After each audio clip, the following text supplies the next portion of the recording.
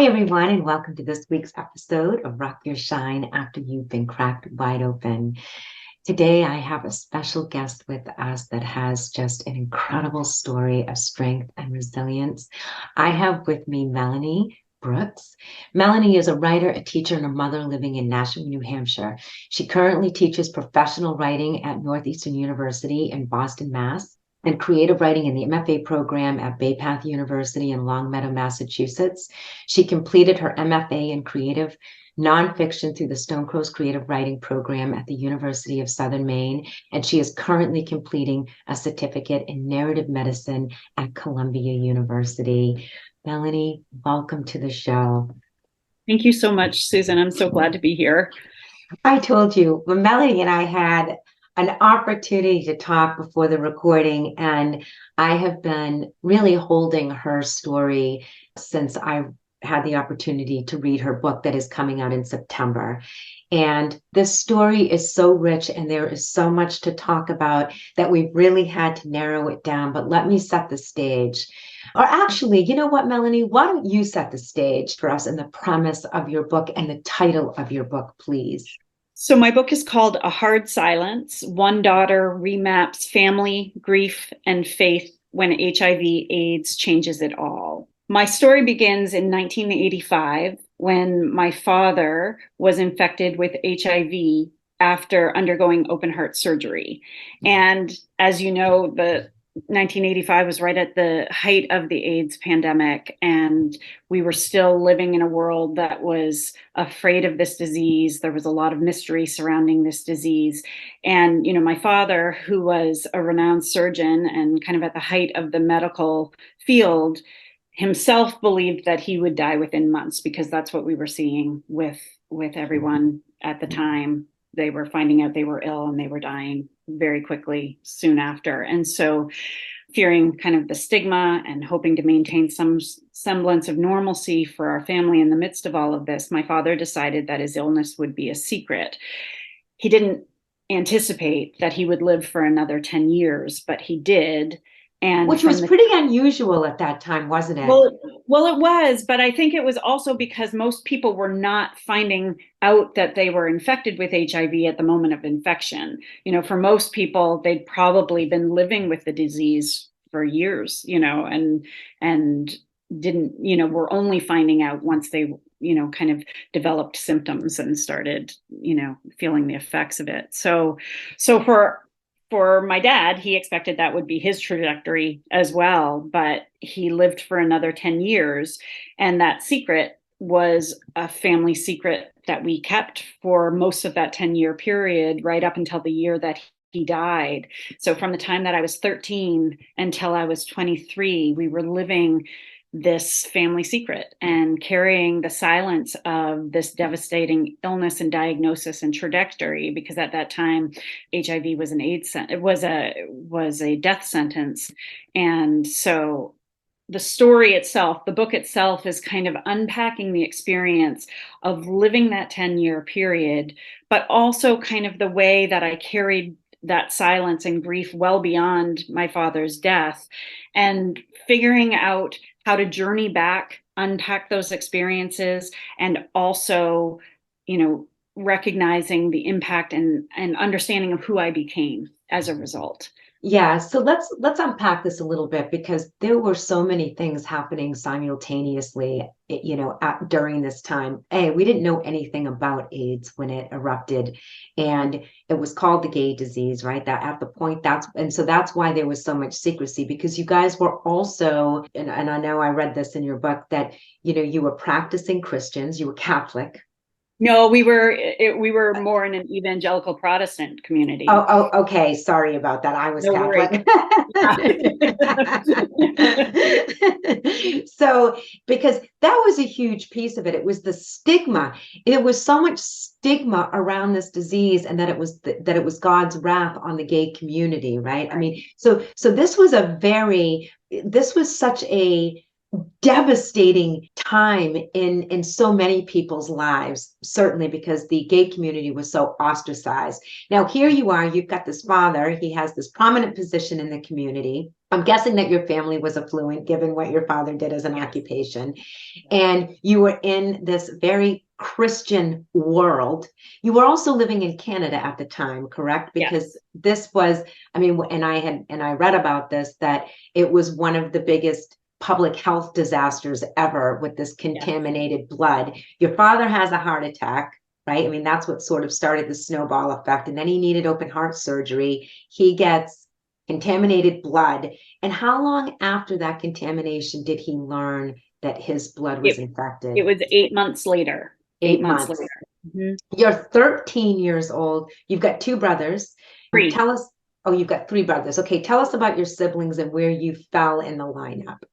So I have two older brothers, but there's only 3 years that separate me from my oldest brother. So we were all very close in age. And then I have a younger brother who's 5 years younger than I am. Okay, so you were kind of sandwiched. And so I want to start. I think that where the story really strikes me is you being, of course, you're the only daughter with all of these brothers. I was the only daughter of four brothers, so I understand what that feels like. And you are in this Christian family. And I think that, I mean, I think my heart felt in my throat reading your story because I was imagining myself at 13 years old where you just want to fit in and you're so self-conscious, very aware of friendship groups and all of this. How were you told that this was a secret? Did you just know it? I want to know what this experience was like for you, Melanie. And of course, you write about this so exquisitely in your memoir, but please talk to us of what was happening Sure. for you. Well, I mean, my father had a heart attack at 42. So just that in itself was devastating. And, the trajectory of that experience, whether he would live through that surgery, whether, it kind of that moment in itself was kind of a shattering of the kind of idyllic world and bubble I was living in, you know, and then kind of add the 8 months later, this added dimension, which kind of blew everything up in a way. But the interesting part for me and in exploring kind of this history for myself is that there wasn't a moment where anyone told me about the secret. And it's, and this has kind of been a discussion within my family that why or how it happened that I was not included. But, when my father first found out, he and my mother sat down with my two older brothers and told them immediately what had happened. My youngest brother was only 8 at the time. I was 13. I suppose at that moment, they kind of felt like maybe protecting us, leaving us out of that discussion at that time. But somehow, very, very early on, I found out, I knew. And I describe it in my book as kind of this baffling hole in my memory because I don't know the moment I found out, but I have a very distinct recollection of very early knowing this knowledge being kind of infiltrating my consciousness and my understanding. And at some point pretty soon after that, I think my parents recognized I knew, but there was never a moment that they sat down and talked to me about it. And what's interesting is my younger brother didn't find out for 7 years. They didn't sit him down. And, so it wasn't until he was 15 that they did the same. They sat him down. So what's unique about my own experience is that I never had that moment of being told, being offered kind of the support and the ability to ask questions. So it always felt, even though it was certainly something that I knew we weren't talking about, that we weren't telling other people about, it also always felt like a secret I wasn't supposed to have, right? That a There was knowledge. a Yeah, right, exactly, which made it so haunting. And then, but there was a moment in the book, and I don't recall when, but you asked outright, is dad going to die? Mhm. And that was, 4 years later. Right. That was like, yeah, fast forward, 3 or 4 years beyond that initial moment. Right. And so you didn't even know, like you had your suspicions, right? I mean, you were trying to navigate this on your own Right. because it wasn't just a secret from the world. As you said, it was kept secret because now your brothers are carrying a secret also. So this whole family, these these secrets, and of course I always imagine what it is like for the people holding the secrets, right? Because here you're and obviously you cannot get into the heads of any of these people, and I would never ask you to, but I thought about your dad too. Here is this doctor holding the secret. He's so young himself. Right. He's got Right. this whole family, these children. The whole thing feels so, I mean, as I said, it just feels like I could just feel the weight of this Right. family carrying this through their their lives. Right. So let's talk about, because I know you went to therapy, Dr. B, who I just love. I love Dr. B. A lot of people do. A lot of people see him as a kind of heroic figure, and but Yeah, yeah. because here you went through your adulthood. So let's talk about how you handled this, all of this unresolved grief and the anger, right, that you also carried. I mean, a big piece of this is the anger toward the Christian community, your pastor. I mean, there are layers upon layers upon layers of what you, Melanie, were carrying throughout your life and how this impacted you. So wherever you want to start to unpack that is up to you. This is your story. Well, I'll say, when you and I don't know that you have to be carrying a devastating secret for this to kind of be the norm in a lot of families, but I think you learn how to present to the world, right? And I was in a family of, very high achievers, starting with my dad and his success and my mom and, these kind of titans who are my brothers who are kind of these titans. And so we all kind of there was a bar of expectation of just how we presented long before my dad got sick, right? Like that we were kind of a family of, smart, talented, children who looked good and presented well, right? And so that was kind of a pattern of behavior that we understood and we all kind of fell in line with. And then and I also think you find that, kind of in the Christian community as well. That's kind of an expectation as well. So, there's all these factors kind of influencing that. But I think, for me, I learned during that 10-year period how to be one thing kind of on the outside and carry all of the other stuff very internally, right? And I don't even know that a lot of that was acknowledged that I was feeling and carrying all of that. And so We call it unresolved grief, right? When right, right. It was you all kind bury of it. there, and I just kind of kept pushing it down because there wasn't anywhere to put it or express it. And so, you know, even into my adulthood and after my father died and kind of that 20-year period after that, it was kind of a sense of, well, this is the thing that happened. This is who I am. I continued to kind of move forward with my life and not really paying attention to all of that weight and baggage that I was dragging behind me. And And then what was happening? What was happening with church at this point? I want to slow down just a little bit sure. because this, so you find out 4 years later, your family continues to go to church, correct? You continue to Yes. be involved in that. Your father has to give up his profession. Talk to us, like give us that transition too, because I know your father transitioned out of being an active surgeon. So Did. And that transition actually happened before they found out about the HIV diagnosis because his cardiologist had recommended. So my father was the only thoracic surgeon in maritime Canada at the time. So he had a very busy and stressful practice. And so when he had his heart attack, the recommendation was you need to slow down. You might need to, you need to kind of get your health under control. at And 42 so he years old, when he was in 42 the years like old. prime Yeah. of his career. And so he had decided, he had agreed with his cardiologist that he would take some time off. And that, but it was certainly in his mind and all of our minds, we understood this was a temporary change in career. And so plans had already been made to that we were moving. He had taken a job with an association in Canada that was an advisory job.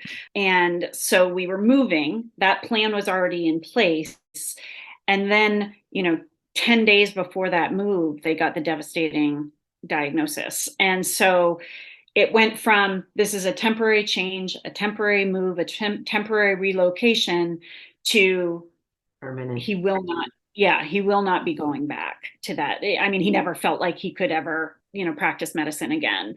And so at the time, my parents were, my father's father was a Baptist minister. They both grew up in Christian families. And, so that was very much a part of our lives and continued to be a part of our lives throughout my adolescence and early adulthood. I went to a Christian college. My first But degree. during this time, you didn't have anger. You weren't grappling with any anger with the stigma. Did you understand why you were keeping it secret within the Christian community? I mean, did you have I that? think I think that I didn't fully understand. I mean, I think that there was confusion, there was doubt, there was fear, right? Of, kind of I recognized that something in our community and our greater culture at large as well, because the tolerance for alternative lifestyles and alternative identities at that time was pretty low in the 80s, right? It Like was it was it was horrific. you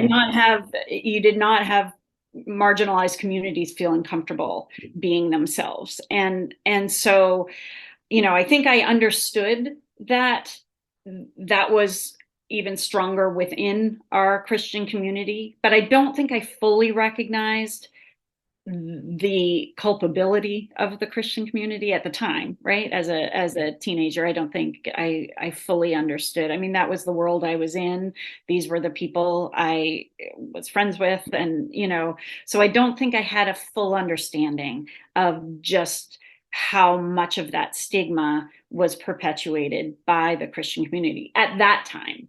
As I moved into adulthood, my understanding grew, and so more of those kind of questions and doubts entered into my life at the time. But I continued to kind of model my family after the family in which I had grown up. It was, my husband as well had grown up in a Christian family, and so there was a culture and an understanding of who we were that was kind of beyond my personal feelings and understandings, and so for a very long time we were still very embedded in that world and in that community, and it was kind of the choice to step away from that community that also opened up kind of the can of worms of all of the factors that played into that, and it was starting to understand and recognize,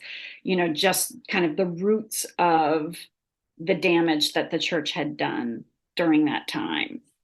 And during this time, I mean, I just sort of think about the irony of having this community as your support system, but also your biggest fear, your enemy, the judge. It's a very interesting how you even begin to reconcile that. But my question is, during this time before you started seeing Dr. B, which we'll segue into because I know that that was a very important part of your healing or the beginning, your healing process. Did you have a confidant outside of your family, a dear friend, anybody that you could talk to? I did kind of as I moved into the college realm. I mean, I had a boyfriend in high school that I told, and he was the only person when I was in high school that I told.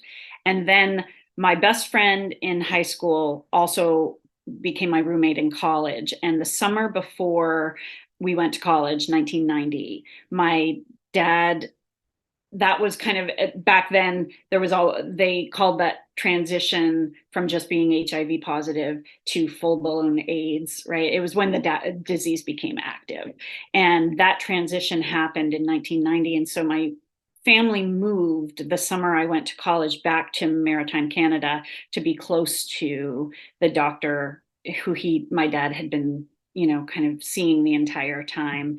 They were starting some experimental drugs, and so they needed to be close. And so that summer before I went to college, I lived with my best friend and her family. And I told her that summer right before we went to college. And, so she kind of through my college years also became a confidant who knew and understood. And so when did you, because I mean, from the time your dad was diagnosed, nobody knew how long he was going to live, right? I mean, I think you said your mom, you thought that at diagnosis, he thought he had a year or something to live. I don't Not remember even. exactly. Yeah. Yeah, they thought it was going to be quick and it wasn't. So during this 10-year period, did he go into remission? Could you physically see that he was ill? Like what was happening? Well, it was interesting because, and that was kind of the hard part of this silence as well, because had there been physical, symptoms that were hard to hide, I think there would have been the necessity to tell people what his health status was. But really, up until the year before my dad died, I mean, he could get up, put on a suit, and look healthy. There were a lot of things going on, that weren't visible, kind of the levels of fatigue. And he dealt with a lot of side effects from some of the early medications, experimental medications that they tried out for those who were infected with HIV. And so he was experiencing a lot of symptoms that weren't visible. So we could see things like the fatigue. We could see some of the times when his health was not at its best. But most of the time, again, up until that last year before he died, he appeared healthy. Yeah, it's wild. I mean, and here you are probably, I mean, I suppose that your whole family is left with wondering, like, when will this progress? When, Oh, I mean, that was the constant question. That was yeah, and that for us, I mean, I'll speak for myself. That for me was the hardest part, because even after I left home, it was every phone call. Is this going to be the phone call? Every visit home. Is this going to be the last visit home? And so we lived with that, and we lived with that for 10 years. Is this the last holiday? Is this the last birthday? Is this the last time we'll all be together as a family? And just kind of carrying that expectation for so long, kind of shapes that grief journey too, because it's almost like you almost want it to come because the anticipation of it is so hard. I was just going to talk about the anticipatory grief. It's so brutal. And, I mean, I've interviewed so many people at this point, some who have experienced a quick and devastating death, and others who have had a long, drawn out cancer, and it's just been very interesting to have these conversations because one's not easier than the other. I think sometimes what I've heard is that when someone has a prolonged death or disease that has been drawn out and you start to see them suffer, that by the time the end comes, you feel like you've said what you need to say, and that there's this blessing in the tragedy, and that you do not want your loved one suffering anymore. So I have two questions for you during this time. One is, you're doing this anticipatory grief for a decade, and always waiting for that next shoe to drop. And it can do one of two things. It can make us very fearful. It can help us live more in the present moment, knowing that this could be my last interaction. What was this experience for you? Was it a combination of both? Talk to me about that. I'd like to thank BetterHelp for sponsoring this ad. Hey guys, I want to take a minute to offer an opportunity for those of you who've been searching for a mental health therapist and haven't had any luck getting callbacks. I know it's challenging to find help, so I've partnered with BetterHelp.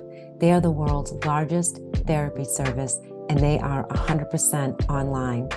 With BetterHelp, you can tap into a network of over 30,000 licensed and experienced therapists who can help you with a wide range of issues.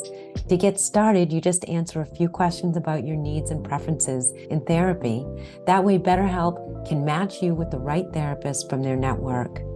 Then you can talk to your therapist however you feel comfortable, whether it's via text, chat, phone, or video call. You can message your therapist at any time and schedule live sessions when it's convenient for you. If your therapist isn't the right fit for any reason, you can switch to a new therapist at no additional charge. With BetterHelp, you get the same professionalism and quality you'd expect from in-office therapy, but with a therapist who is custom-picked for you. More scheduling flexibility at a more affordable price. Get 10% off right now on your first month at betterhelp.com/rock your shine. That's betterhelp.com/rock your shine. Now back to our episode. It was a combination of both. I mean, I lived with the constant fear. And I think that, but it was this unspoken and even unacknowledged fear in a lot of ways. I think I I liken it to kind of like there's always this kind of lurking thing, right? That you don't, and because this was a disease that did not have a defined trajectory, I couldn't picture what that ending was going to look like. So it was always too kind of the wondering, what will that be like? What will that look like? I mean, as difficult as other diseases are, somebody having cancer, you kind of know what the trajectory is if somebody has terminal cancer, right? But because there was so much unknown about this disease, that kind of shadow and specter of what the thing was really frightening. That shadow that was kind of following me everywhere. At the same time, I mean, I know for my dad, he almost kind of took that extreme of we're going to live in the moment, we're going to live our lives as fully as we can. I mean, he did a lot of living in that 10-year period, and he made it very important that, we did a lot together. But then there was also kind of a strange kind of pressure in that too, right? That we always had to be together when those opportunities were there to be together. We always had to kind of do what he was putting out there for us to do. And so there was a lot of pressure to just be, living our lives fully and kind of putting forth the brave face of, we're still moving on, we're still trudging away, we're still, like we're still accomplishing, achieving and doing all these things, because that was so important for him I mean, it was devastating for him to know that what was happening to him was impacting us, right? And he didn't want it. And I mean, his father was very ill when he was a young man, and when my dad was a young man, and died when my dad was 17. And I think, and he had firsthand experience with that devastation, and he so didn't want that for us. And I think there was an innate knowledge in all of us that we knew that. So we tried so hard to put on that face of we're okay, we're managing, we're still doing all the things. Yeah, gosh, the masks, Right, right? right. Like I'll say to my listeners, this is what I was talking, when we were talking before we started taping, is that I feel like I could do a series on this particular story because there are so many layers to it. And I just think about layer upon layer of holding, secrecy, grief. I mean, and this was there are many profound, poignant points that happen throughout your story. But there was another one where you're teaching and you know that the end is near. And so I want you to talk to us about that, because I remember reading it, and it was the head nun, it was a head nun, right, of the school that gave you Yeah. permission. I was just sort of the irony of that too, right? There, I mean, I use irony in air quotes, but that kind of took my breath away too, just the irony of that, where you were teaching and how that all came Right. about.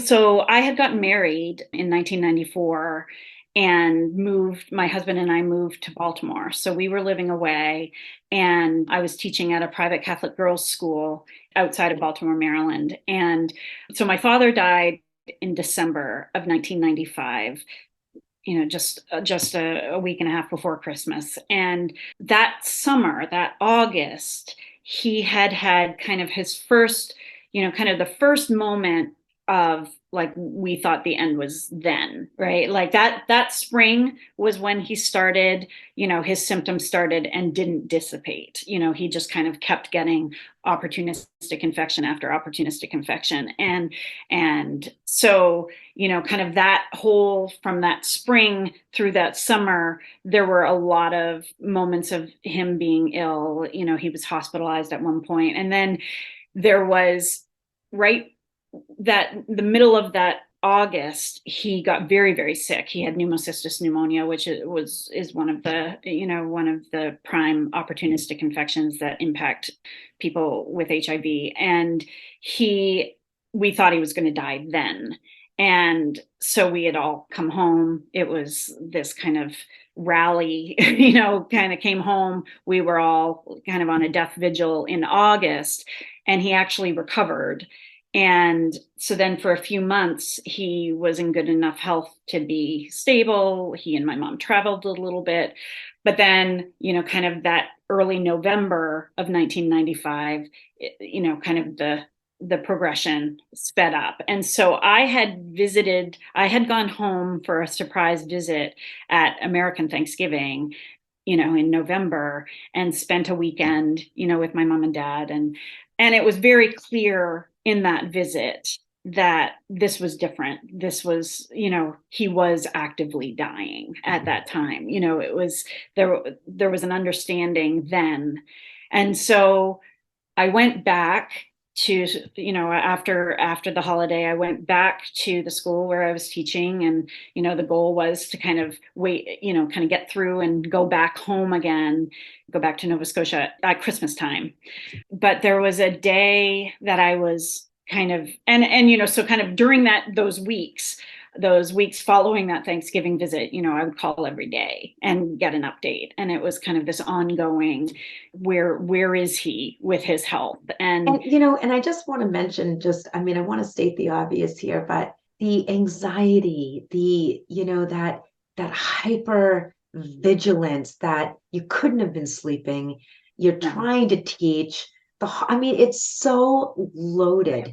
And that's what, when I was reading your story, I felt like I could just feel you in the pages of holding this experience for a decade, but then we get down to the wire, and how exhausting it must have been for you. Yeah.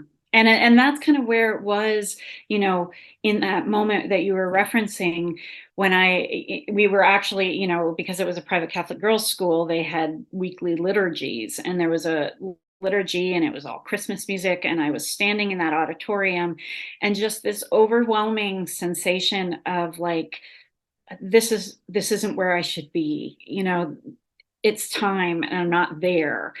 But I had this whole dilemma of feeling like I needed somebody to tell me to come home, and that's where that story of the nun comes in. These very scary but lovely nuns, who ran our school. And I shouldn't say they were scary, but they were, Oh, strict. Melanie, wait, I need to stop you for 2 seconds. My freshman year, I went to an all Catholic girls' school, and those nuns were scary as hell. I used to get slapped by my math book. It was, Right. but I loved them too. They were, Yeah. Well, so and I think, and they had been nothing but kind and right. generous to me in my time teaching there. But I just had kind of this impression of them. And, I left school that day because I kind of fell apart. And and one of the nuns, the headmistress, called and basically told me to go home, told me to take the time, told me I needed to How did go. she know? What did you tell her? Like at this point, was it an open story now? You were talking. Oh, it wasn't. It wasn't. But a close teaching friend was kind of with me in that moment that I fell apart, and she must have gone and told her what was happening, and kind of paved the way for me. It just makes But me, it was this is the yeah, but part I was that makes me really emotional about that well, yeah, story. because it was a very like you're waiting and waiting and waiting for this thing, and it had been 10 years of waiting, and it was like with a very sudden clarity, like the wait is over, and And it was kind of like, there's no way I can miss this, right? Like this thing I've been waiting for, like I can't be away from it. And so that it suddenly went from like this long drawn out wait to like this urgency to get there and be there. So talk to us now about, okay, so now your father dies. And Mhm. so the waiting is over, the grieving can begin. Yeah. And when do you decide to get yourself into therapy? When do you start seeing Dr. B? Almost 20 years later. It's almost 20 years later, because I think one of the things I think that happens with we had anticipatory grief, but we also had that disenfranchised grief, right? That there wasn't, Absolutely. during that time we didn't have a community of support. I mean, at the time, my parents wrote a book the year my dad died, and so the story was no longer a secret by the time my dad died. And so my parents were receiving, an outpouring of support at that time. And when my dad died, there were a lot of people who surrounded us and supported us. But because I was living somewhere else, and I was living somewhere where nobody knew this story and nobody understood. You weren't the beneficiary Right. of all of a I did sudden not, them I did blowing not the lid off. experience, right. I did not experience that outpouring, right. And so I had to return to Baltimore, to my life there where nobody knew. And so it was again just kind of pushing away that grief and, just moving forward. You grieve, you live, you keep going. And it wasn't until almost 20 years later that all of that grief kind of caught up with me. And that's when I decided to go to therapy. So talk to us about, when did the grief hit you? How did you know what was happening? It's funny because it kind of hit me in an unexpected way, and I didn't realize what was happening. I started developing, kind of this unprecedented anxiety. I mean, I think I had experiences of it before, but wouldn't have articulated it as such. I started having panic attacks, and I was relating it to all these kind of other factors that were going on. We were, thinking of stepping away from our church community. And I do, one of the things I want to go back to and just say, in terms of kind of the faith community and my experience is, for a long time, that faith community felt very sustaining to me, that it kind of gave me a thing to hold on to that felt like a piece of my dad. It felt like, so I don't want to say that my involvement was disingenuous when I was as involved as I was, but at the time that I, kind of had this crisis really of, I guess I would call it a mental health crisis, that I, my husband and I were both feeling very unhappy kind of in the church community, and partly because there was a lot of rumblings about, homophobia and just things that were pulling at chords within me that I didn't even know were there, and so I was feeling a lot of anxiety and stress in connection to that decision. I was, kind of at a crossroads in terms of what I wanted to do career wise. I wasn't sure kind of what the path ahead was for me. And so I initially kind of sought counseling as, like I need to solve this, right? Like I need to figure out this anxiety and get it under control. I need to, talk through some of this stress. And I didn't seek out counseling thinking I'm going to unpack this giant story of my past and all of this grief I've carried without acknowledging. Yeah, and I just want to pause here because I want to talk about this actually from a therapeutic perspective, because this is what we called unresolved, buried, complex grief, whatever language you want to put to it. I had interviewed a person, Janice Jernigan, and she lost her sister when she was 3 years old. And then at 30 years old, she had this pain in her body. No one could figure out what was going on. And it was unresolved grief. And so I'm putting it out there because just because someone died 20, 30, 40 years ago, it can manifest several decades later. And I Right. think that what's astounding and what always astounds me is when you can go to therapy and they're able to bridge that gap and sort of what is underlying, say, for example, your panic disorder. So Yeah. so this part of the story, of course, because I'm a therapist, just was so illuminating and intriguing for a couple of reasons. One, that you sought therapy, and two, just the way you were able to over time really unpack the complexity of what happened over that 10-year period of time.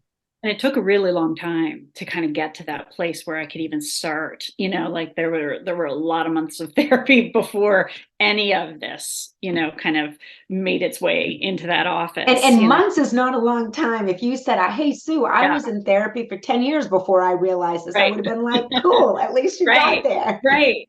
But what's interesting is that my therapeutic journey began right around the time of my writing journey.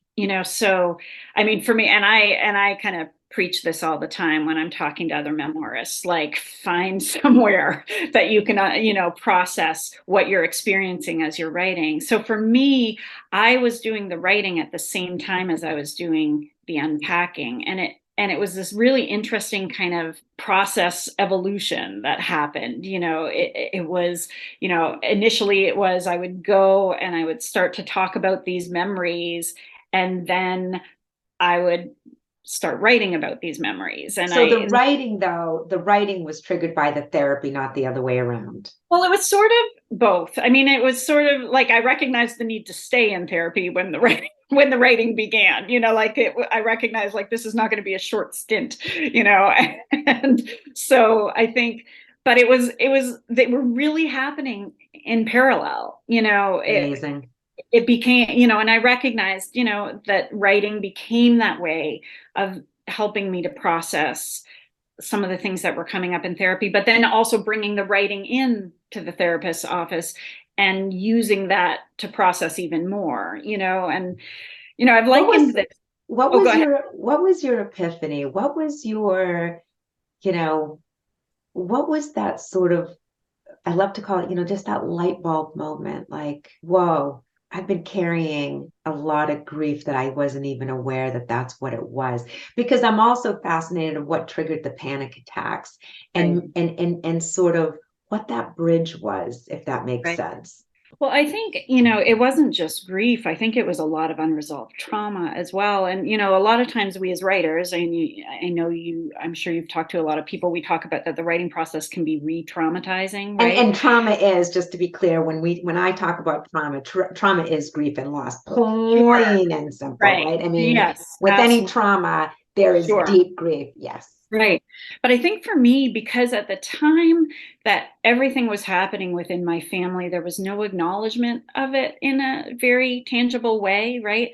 That actually stopping, looking back, re-immersing myself, it wasn't so much re-traumatizing as almost traumatizing for the first time, right? Like I was experiencing those emotions and I was experiencing those experiences almost in a way I hadn't actually experienced them when I was in them, because it was just about moving through and getting through, and so for me, I think it was the recognition, like as I started to write into some of those memories and some of those experiences, and finding myself just kind of immobilized at the keyboard and feeling like, I write about this in my first book, that I'm talking about kind of the journey to write a hard story, and feeling like if I type one more word, I won't survive it. Like, and I know that sounds a little bit like I'm exaggerating, but that's how it felt in my body. Like I can't go any further into this story or it's going to kill me. Like that's what it felt like. And Well, I think that was kind of that epiphany, like, whoa, there's a lot here that I don't even know is here. but I think this is really important, and I know my listeners may or may not know this, but that I wrote my dissertation on the therapeutic benefits of writing through grief, loss, and trauma. And I remember writing my own brother's story. He just died over and over and over and over and over every single time I had to show up. I mean, I cried every single day for 3 years. Yeah. It was the most exhausting thing I've ever done in my life. And I Yeah. remember at one point, I was like, I don't want to do this anymore. I just Right. remember feeling that way. But I had interviewed, 25 people around the world, and all of a sudden I felt like I was indebted to them to tell the story. Right. I Right. took time off. Did you, because I know this was a 10-year period that you started this book and you finished this book, right? You wrote it through your MFA Yeah. program. Was there a point that you abandoned the story for a while and just said, I really need I didn't to take a I break? didn't abandon it. I didn't abandon it, but my first book, Writing Hard Stories, was kind of the project I needed to be able to really finish it, So Oh, wait. So you had started that book and yeah. you wrote this other whole book where you interviewed memoirists, right? It Right. was a Yeah. fabulous So book. I read it. right. And it was so you went to Stone Coast, so the program, you are working on a creative thesis throughout the program. And my creative thesis was my memoir. It was this story. And then we were in our third semester, we had to do a third semester project. And so I decided, that was kind of right at the height of feeling like I'm not going to survive this, and asking kind of that, and kind of having that feeling like, why am I doing this then? Like, what is the benefit? Like, what am I getting out of doing this? And I felt like if I could just talk to some of these writers whose books I'd read and been so moved by, who had written through some of the hardest experiences I could imagine, if I could just talk to them and find out like why they did it and what it was like to finish it, I thought maybe that'll help me. So I kind of embarked on that project in a very selfish way. And what I discovered in that process was every time I sat down, and so I wasn't thinking I was writing a book at that time, but it turned into a Fascinating. yeah, but every time I sat down with one of those writers and, asked them about how did you feel when you were writing about this? What was it like for you? And how did you cope? And what was it like to finish? And they, all of them kept giving me this amazing encouragement and amazing kind of stories of the relief, the freedom, the difference in how they carried their stories by writing through them. Every time I had one of those conversations, I felt a little bit braver, I think. And so that break, deciding to, go on that journey to interview those writers and then creating that book and publishing that book, that was what I had to do to have been able to finish this book, because I never would have been able to. I know that. I know that for certain. And so back to your original question, did I take a break? I didn't take a break, but I took a very intentional turn to figure out how come I needed to keep writing this story. Wow. That is so powerful because I feel like what the bravery of memoirists to put their heart, because that's what it feels like. It feels like you just open your heart and you let people walk in. And I do think it takes courage and bravery to open up these stories because I think that what it does for the reader who also are carrying these hard stories, it gives them permission to feel, to Right. grieve, to breathe, and to create that space and that grace, but also for those people that may be carrying unresolved grief that have similar issues and giving them the courage to go explore that. So I want to say that because I want to thank you for writing this book because I knew reading it, it was hard. It was, when I say hard to read, I don't mean like, oh my God, I can't go on another moment. I think it is that just that empath in me who kind of, you know, was walking with you from throughout that decade. And Right. so I just, I want to thank Well, you. and that was one of the reasons that it felt very important for me to put those scenes and therapy into the book, because it felt like, this is a story about me kind of working through this grief, working through this loss, working through this experience. But I think we often don't put on display how that work is done, and I think it's important for people to see, like it was really important for me when I talked to all those memoirists to hear that I wasn't by myself, right? Like that Yeah. what I was feeling was very normal, that Yes. they too had been immobilized in front of their computer screens, like I needed to hear that. And so it felt very important to me to put and expose that vulnerability of therapy office as well, just so people understand that, this kind of work, it's not easy work, but this is how it happens. How long were you with Dr. B? I'm still with Dr. B. I love that. I want to be the So, Dr. B in my life. yeah. I mean, I've got him on retainer. So I've single-handedly funded his retirement, I'm sure. I But, love it so much. yeah, I certainly like. I mean, I've needed him. I've needed that space, and so he's been with me on that 10-year journey. So it's been a 10-year period of being in therapy, but also, it's coincided with this journey from starting to write to publication. And as publishing a book, just writing the story is not the Oh end. my God, There's no, so it's much just, that no, comes it's up, so much. then you have to try to find somebody who wants the story. And when they don't want the story, it feels like a rejection of you. And, so all of those, there's just feelings that continue to travel with you in a story like this. And so it's been very important for me to maintain that space to be able to, talk through. And for me, that's been how I've been able to process this journey is that talking through and having that space to be able to do that. Well, just, extend my gratitude to Dr. B. So I've got one more area I want to tread before we wrap up. So let's talk about, because this is true for almost every memoirist that I know that I have spoken to, that there's also the element of the family, right? I mean, I had my brothers, and when and I would send them little pieces of the story. Mostly I was very intentional, like, does this ring true for you? Because, you're bringing up childhood memories. Obviously, it's why it's called Sure. creative nonfiction, because Sure. we have to fill in memories and things like that. What was the process? Did you bring your family into the process? Did they know you were writing the book? Did you, what was happening within your, just your family with your brothers and your mom and all of that piece?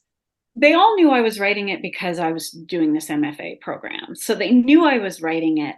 I was pretty intentional in not spending a lot of time talking to them about what I was writing, partly because, there had been kind of the official story that had been written by my parents. I wanted to make sure I was really being true to my experience in the story. And you're a sister with brothers. It's very easy to be influenced by their views, by their perspectives. And it felt very important to me as I was kind of trying even to figure out what the story was that I was trying to tell, right? I needed to do that on my own without asking for outside input. And so most of the writing process has been pretty singular, and we just it wasn't something we spent a lot of time talking about. I mean, they knew I was writing it, they knew I was trying to get it published, but I was pretty intentional in not sharing a lot of it with them simply for that reason. Like I wanted it to be very true to my own memories, to my own experiences. And, in actuality, you don't see a lot of my brothers in the story because our experiences didn't particularly intersect. I mean, that's also kind of the difficulty of that silence, right? Like what makes it that hard silence is that we couldn't share with each other, a lot of what we were experiencing at the time. And so I can't speak to their experiences, and I didn't want them to try to speak to mine. And so I was pretty intentional in terms of not sharing it. And then when I knew, once it was written, there were things I also felt like, until I know that this book is going to be out into the world, there's memories that are going to be very difficult for them to travel. Traveling those days of my dad's dying. I mean, that's not easy for anybody, but for those of us who lived it, it felt like, unless there's a reason for them to revisit those days, to revisit those memories, I didn't feel like I wanted them to feel obligated to read it, you know? Yeah, exactly. No, I do get it. I mean, I get it. I get it completely. And of course, now the book is coming out in September, and that I'm sure brings up a whole other flutter in your heart, right? Because now it's very different from, being in your cocoon and writing your story and then actually giving birth for the entire world to start reading it. So, okay, we have a few minutes left. I've got two questions that I always end with. But before we go into my last two questions, let's talk about where people can find you. Your book is going to be coming out in September, and it'll be available everywhere, right? Yes. Amazon, Yep. bookstores. And we'll have a link so people can pre-order if they would like to. Sure. Where can they find you? Tell us your So I have a channel. website. melaniebrooks.com. You can email me directly through that website. I am on Twitter at Melanie J.M. Brooks. I'm on Instagram, Melanie J.M. Brooks Writer, and Facebook as well. You can follow me on Facebook. Yeah, and we'll have all of your links of where people can find you in the show notes. Great. Okay, last two questions. Sure. Oftentimes when people go through a traumatic or devastating life event, it changes the way in which they think about what self-love means and how we take care of ourselves. What does self-love mean to you?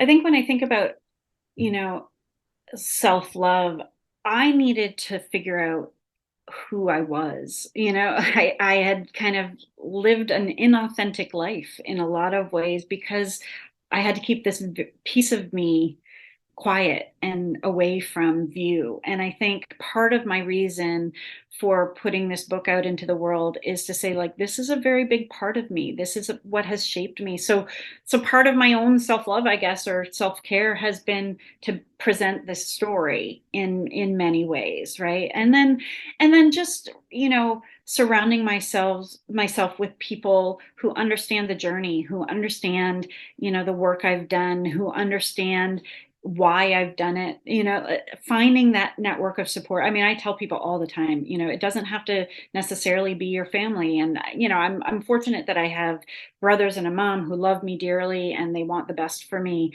But you're not always going to find that understanding inside your family of why you're doing what you're doing, but you need to find people who do understand that. And so that's been a big part. I have a very supportive husband, very supportive kids, so all of that has been part of kind of that self-care journey. And students, right? You're Yes, teaching creative absolutely. writing, so Right. now you've got your Exactly. Well, and students. yeah, it's very important for me to help other people find their voices and to recognize that there can be a lot of healing that happens in the process of shaping and crafting a book like this or a story like this. Okay, last question. Hope, Sure. finish this sentence. Hope is. Mm. Now I'm like, that's hard. That's a hard question. I think hope for me, hope is that my story, and so I'll say it in the context of the book, hope for me is that my story can help someone else find forward movement from their stories. I think what's been hopeful for me is to see how it's opened up conversations and ideas with other people. And so I guess I'm giving you a very long sentence, No, I love it because when I Yeah, think of what you're saying, and what I think that you said throughout your book is hope is leading an authentic life. I mean, that's what you just were right, talking about, right? It's like the removal of all of those masks because you have literally opened your heart for people to right. to come on in. Yeah, thank you. Thank you. And I think, and I hope that in reading my story, it makes somebody feel less isolated, that, somebody doesn't have to feel like I felt, maybe Yeah. because I put those words out there. Melanie, oh, thank you. I apologize to my listeners because I had such a hard time thinking about how to move in, like the where to go with this story because there was so much I wanted to tackle. So I'm apologizing to everyone if you felt like I was jumping all over the place. It was just such a rich story and it touched me on so many different levels. And it's a story that's going to stay with me. This is a story you don't forget. It's really a very unforgettable story. And I want to thank you for coming on and talking to me today. And is there anything else you want to say that I didn't ask? No, I mean, I feel like, as you said, there's so many threads in this story, and but I feel like you kind of got to the heart of it. So thank Thank you, thank you for the care you took in reading it and thinking about it as well. Oh, well, thank you. And I want to thank all my listeners. I love you guys. I hope it's my same hope every week is that you take something from this story that you can carry with you and that helps you on your own grief and loss journey. I love you guys. Bye for now.